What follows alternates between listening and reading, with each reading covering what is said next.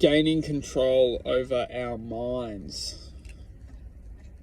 The mind is a weapon, and in this present moment, we get to choose, are we firing this weapon, or are we learning to control the weapon?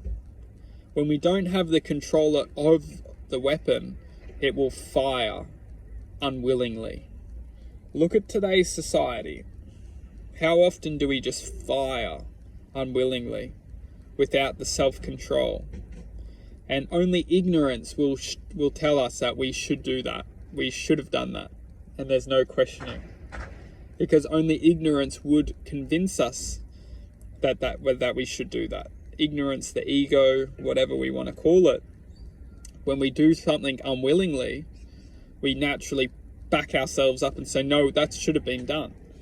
And truth being is that we understand when we're serving justice. There's something completely different between firing unwillingly and serving justice. Because justice which is served will be served naturally. We will serve it and we'll acknowledge from the heart that justice was served. And we can ultimately become beings of justice and serve justice. And this is not used with the weapon of the mind. This is used with the expression of the heart. Because when we express the heart for its true nature, it essentially and cosmologically purifies the environment with justice. It doesn't need to come in like a madman and shoot everyone down and say, you're wrong, you're wrong, you're wrong. It actually does quite the opposite. Serving justice is the expression of love. So essentially we're sharing love to heal the vibration of which needs to be healed, and that way we're actually promoting a kind of a quantum shift within awareness, because we're taking something which is essentially maybe distorted, and we're purifying that awareness into an acknowledgement of itself. And this is ultimately how judgment more so how justice is served. Now, we aren't serving justice by firing the weapon of the mind. It doesn't work like this. It's more expressing the heart, which then closes someone's gun, for God's sake. Because the thing is, goodness, it can't be shut down. It can only be controlled. And look at today's society. We can't shut down goodness because it naturally just expresses when it wants.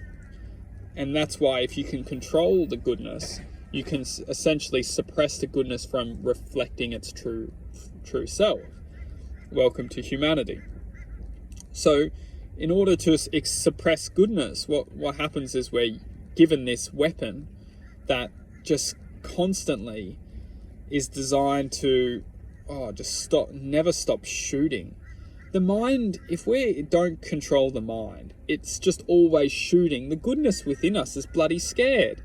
It goes and hides within the heart and closes the heart because it knows that the mind's out of control. And that's when we're only left within the perception of the mind, and we start to feel all these narcissistic energies and vibrations that are just ultimately ruling our headspace, because our minds are bloody frightened. They've gone into like shelter. And then the mind's honestly, openly just like feeding off the goodness of ourselves, convincing that we're useless, convincing that nothing will ever change, and then we just become beings of utter suffering and stuff. So the truth being, it's quite simple, is we need to gain control of the weapon, because the weapon will always put a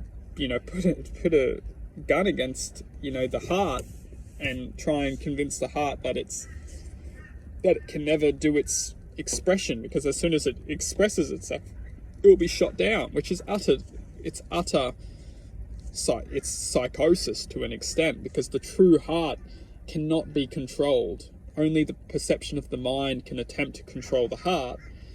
And when we start to express the heart, we start to truly understand that the mind was only trying to control the heart in the first place.